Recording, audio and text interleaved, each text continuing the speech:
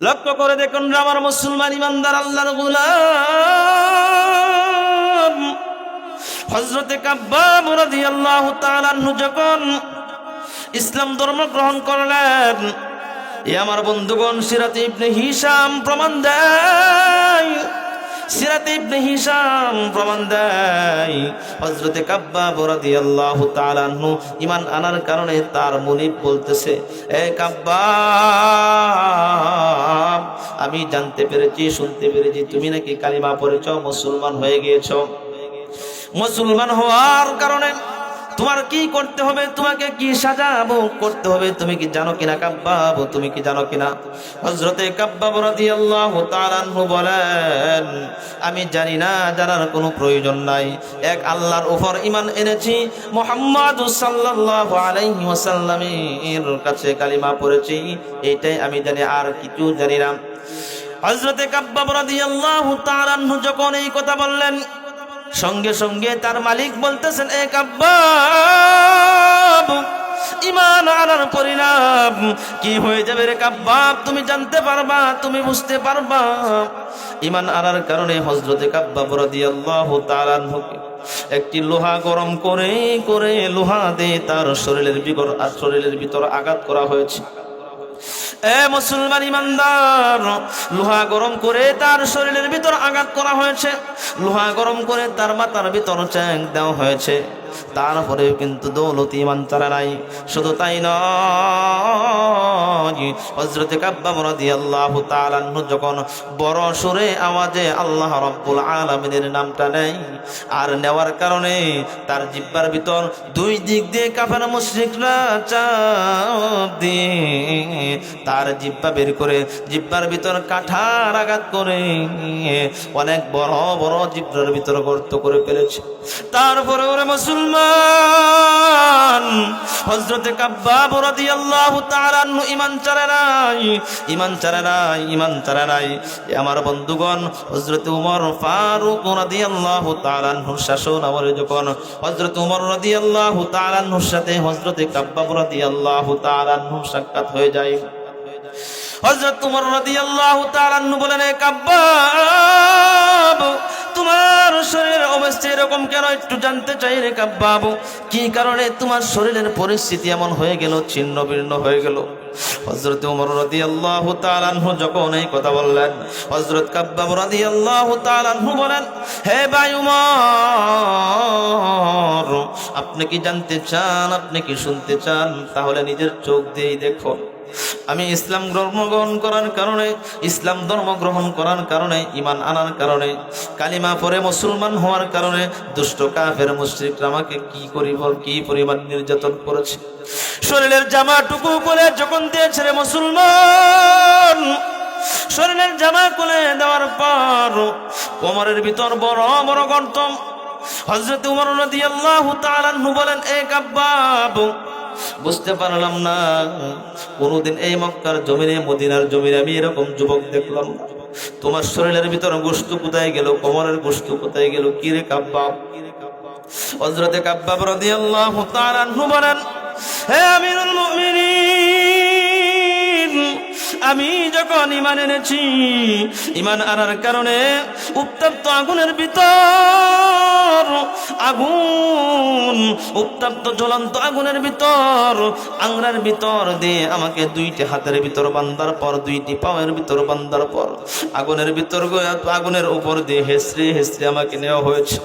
কোনো এক পর্যায়ে শরীর থেকে রক্ত এবং কি চর্বি গলে গলে পড়ে পড়ে আগুন কোনো এক পর্যায়ে নিভে যাইত, তারপরেও কাফের মুশরিকরা আমাকে ছাড়তো না। এ ভাই ওমর, আর গরম আংরাগুলি আমার শরীরের ভিতর ঢুকে যাইতো, ঢুকে যাওয়ার পর এই গর্তগুলি হয়ে গেছে। হযরত ওমর বলতেছেন, না না না, তোমার কি কোনো সময় বসন্ত হয়েছিল কিনা? হযরত কাব্বাব রাদিয়াল্লাহু তাআলা আনহু বলেন, না ভাই ওমর, আমার কোনো রকম বসন্ত হয় নাই। যখন গরমের আগুনের আংরা যখন শরীরের ভিতরে যখন ঢুকে গিয়েছে, জায়গাগুলি গর্ত হয়ে গিয়েছে, যেমন বৃষ্টির পানি পড়লে গর্তের ভিতর পানি জমে থাকে, এমনি পানি পালাইলেও গর্তের ভিতর পানি জমে থাকে, পিঠের ভিতর এমন অবস্থা হয়ে গিয়েছে, পানি যখন পড়তো পানি জমে যাইতো, গর্তের ভিতর জমে যাইতো। রে মুসলমান, এ মুসলমান,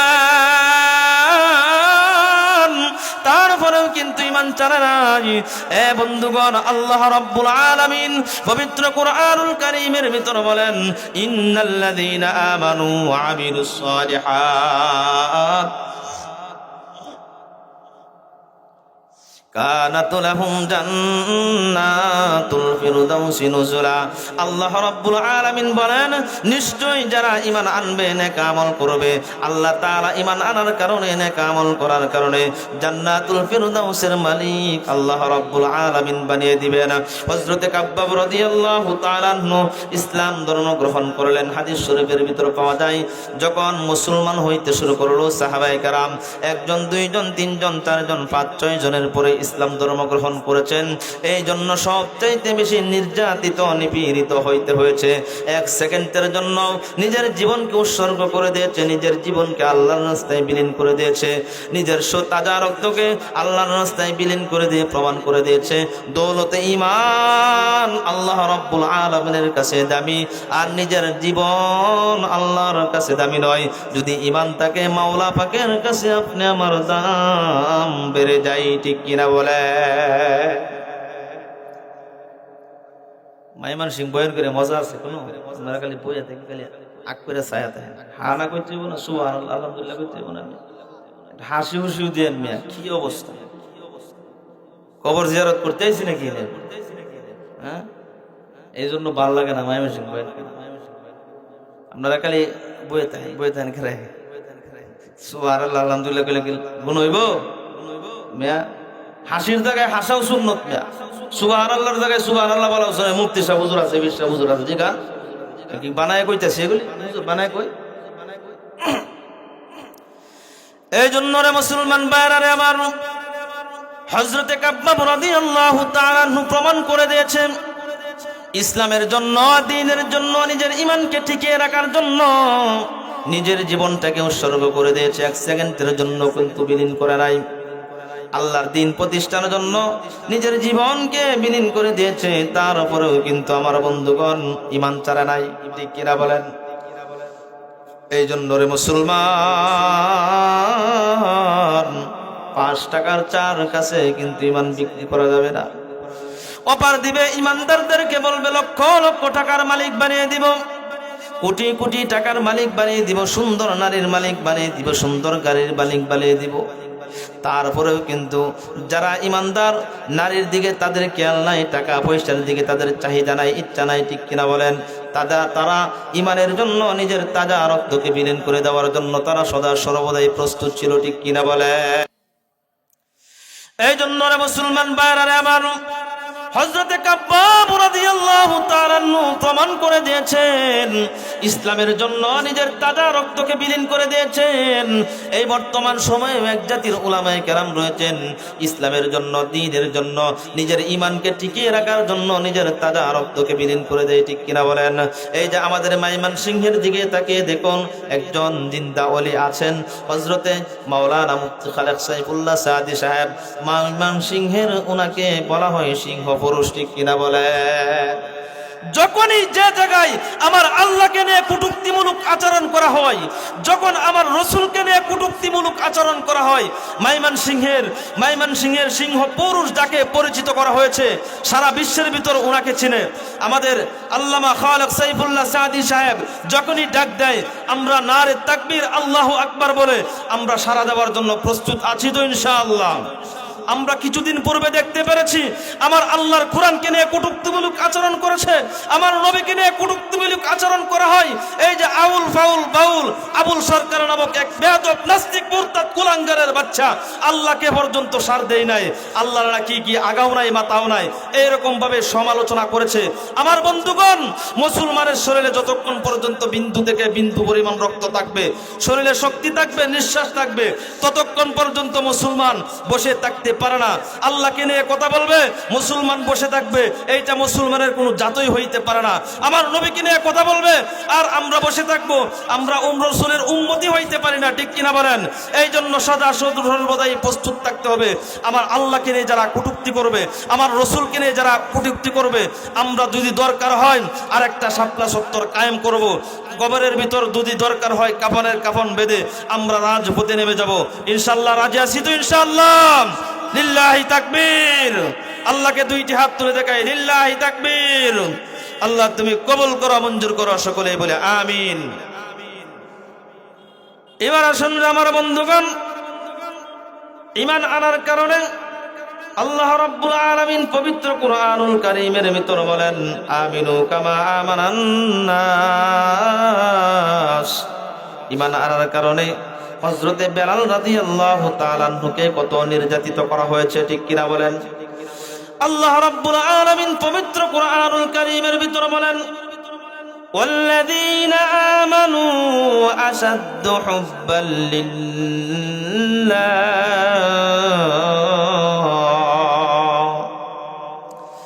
আল্লাহ রাব্বুল আলামিন বলেন, যারা আল্লাহ রাব্বুল আলামিনকে নিজের জীবনের চাইতে বেশি ভালোবাসবেন।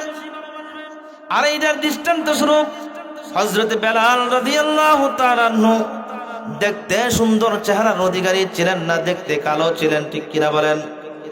উমাইয়া ইবনে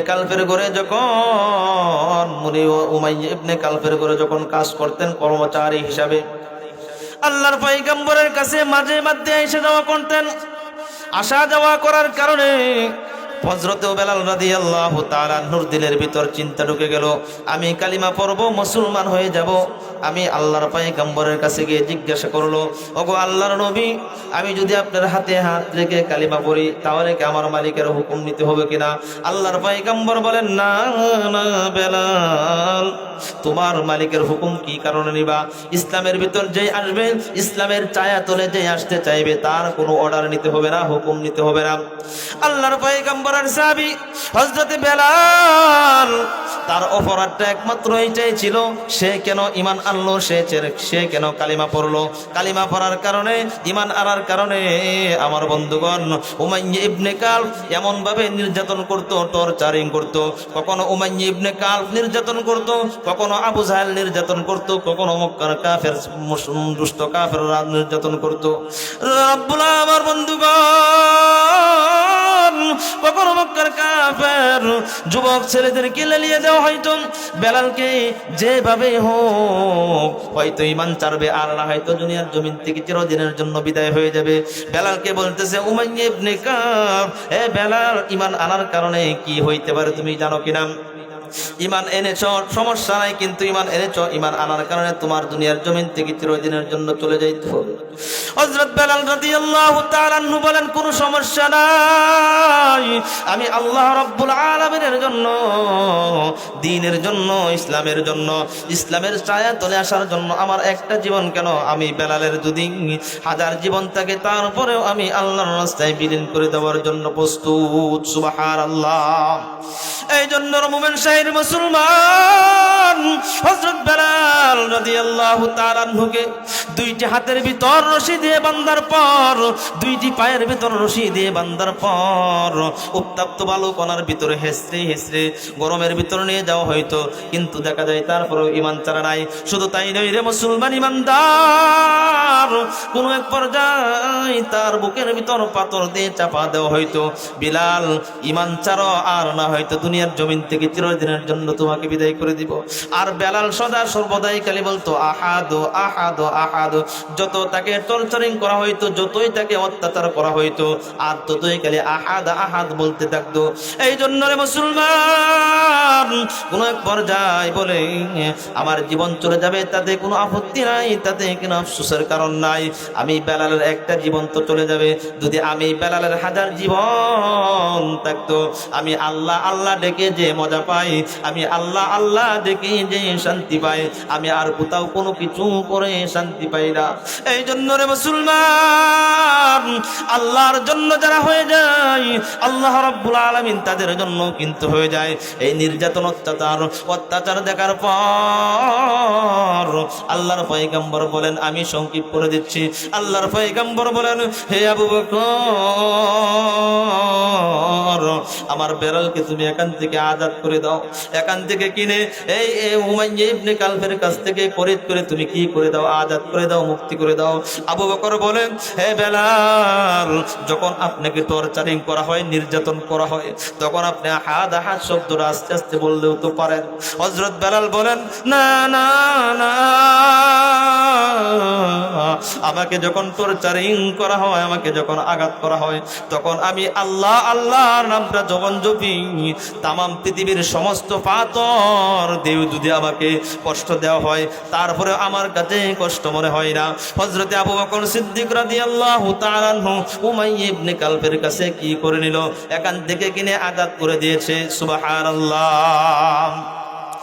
এই জন্য রে মুসলমান ইমানদার আল্লাহর গোলাম, আজাদ করে দেওয়ার পর হযরত বেলাল রাদিয়াল্লাহু তাআলা আনহুকে আল্লাহর পয়গম্বর জনাবে মুহাম্মদুর রাসূলুল্লাহ সাল্লাল্লাহু আলাইহি ওয়াসাল্লামের, আজকে আমরা মসজিদে নববী, মক্কার ভিতর মদিনার ভিতরে যেটা অবহিত হয়েছে, মসজিদে নববীর মুয়াজ্জিন হিসাবে আল্লাহ রাব্বুল আলামিনের পয়গম্বর হযরত বেলালকে নিযুক্ত করা হয়েছে।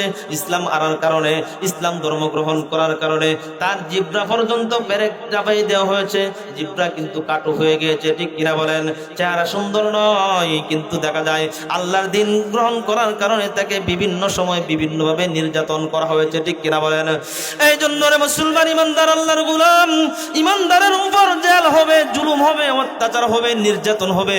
এক সেকেন্ডের জন্য ইমানদার নির্যাতনের দিকে তাকাইবে না, জেলের দিকে তাকাইবে না, জুলুমের দিকে তাকাইবে না। সদা সর্বদা ইমানদার তাকিয়ে থাকবে আল্লাহর দিকে, ঠিক কিনা বলেন? এই জন্য আমার তিলাওয়াতকৃত হাদিসের ভিতর আল্লাহর পয়গম্বর বলেন, আদ-দুনিয়া সিজনুল মুমিনিন ওয়া জান্নাতুল কাফিরিন। মুসলমানের জন্য দুনিয়াটা হলো জেলখানা, ইহুদি নাসারাদের জন্য দুনিয়াটা হলো জান্নাতখানা। এই জন্য আমরা মাঝে মধ্যেই দেখি হযরত উলামায়ে কেরাম যখন সুন্দর সুন্দর কথা বলে, অর্থাৎ হক কথা বলে, তখন কিন্তু দেখা যায় এক শ্রেণীর বুদ্ধিজীবীরা তারা টিভির বাক্সের ভিতর বসে মাঝে মধ্যে উলামায়ে কেরামদেরকে নিয়ে সমালোচনা করা হয়তো, উলামায়ে কেরামদেরকে কিভাবে গুম করা লাগে, উলামায়ে কেরামদেরকে কিভাবে গুণ করা লাগে, ঠিক কিনা বলেন? আল্লাহ তাআলা আমার বন্ধুগণ, উলামায়ে কেরাম কিন্তু এক সেকেন্ডের জন্য কারো রক্তচক্ষুর দিকে তাকাই নাই। আল্লাহর দিন প্রতিষ্ঠার জন্য, আল্লাহর দিন রক্ষা করার জন্য হযরত উলামায়ে কেরাম সদা সর্বদাই হক কথা বলে গিয়েছেন, ঠিক কিনা বলেন? এই জন্য মুসলমান হক কথা বলতেই হবে, হকের উপর থাকতেই হবে। যতই জেল আসুক না কেন, নির্যাতন আসুক না কেন, যত অত্যাচার আসুক না কেন, আমরা অত্যাচারের দিকে চিন্তা করব না, জেলের দিকে চিন্তা করব না, নির্যাতনের দিকে চিন্তা করব না। হকের উপর থাকতেই হবে, থাকতে হবে। কে কে রাজি আছে আল্লাহকে দুইটি হাত তুলে দেখাও। লিল্লাহি তাকবীর। আল্লাহ তুমি কবুল করো, মঞ্জুর করো, সকলে বলে আমিন। হে মুসলমান ইমানদার আল্লাহর গোলাম, কিন্তু বর্তমান সময়ের ভিতর আল্লাহ রাব্বুল আলামিনের গোলামি বাদ দিয়ে, আল্লাহ রাব্বুল আলামিনের গোলামি বাদ দিয়ে কিন্তু দেখা যায় আমরা ব্যক্তির পূজা করতে শুরু করে দেই, ব্যক্তির পূজা করতে শুরু করে দেই, ঠিক কিনা বলেন? কিন্তু আল্লাহ রাব্বুল আলামিন বলেন, এ মুসলমান, আল্লাহ রাব্বুল আলামিন বলেন, হে মুসলমান, ব্যক্তির পূজা করা যাবে না, আল্লাহ রাব্বুল আলামিনের গোলামি করতে হবে, ঠিক কিনা বলেন? আল্লাহ রাব্বুল আলামিন বলেন, কপাল দিয়েছে আমি তোমাকে আমার কুদরতিভাবে সিজদা করার জন্য, কিন্তু দেখা যায় এই কপাল দিয়ে তোমরা মাজারে গিয়ে সিজদা করো, আছে না নাই? আল্লাহ রাব্বুল আলামিন বলেন, আলাম নাজআল লাহু আইনাইনি ওয়া লিসানান ওয়া শাফাতাইন ওয়া হাদাইনাহুন নাজিদাইন।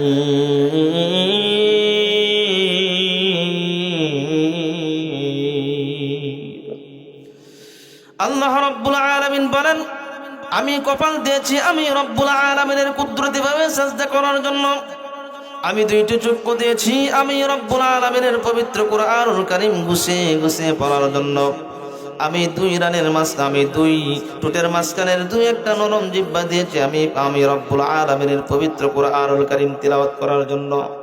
আল্লাহ তাআলা দিয়েছেন, কিন্তু দেখা যায় এত কিছু পাওয়ার পর তারপরেও কিন্তু আমরা আল্লাহ রাব্বুল আলামিনের শুকরগুজার করতে চাই না, ঠিক কিনা বলেন?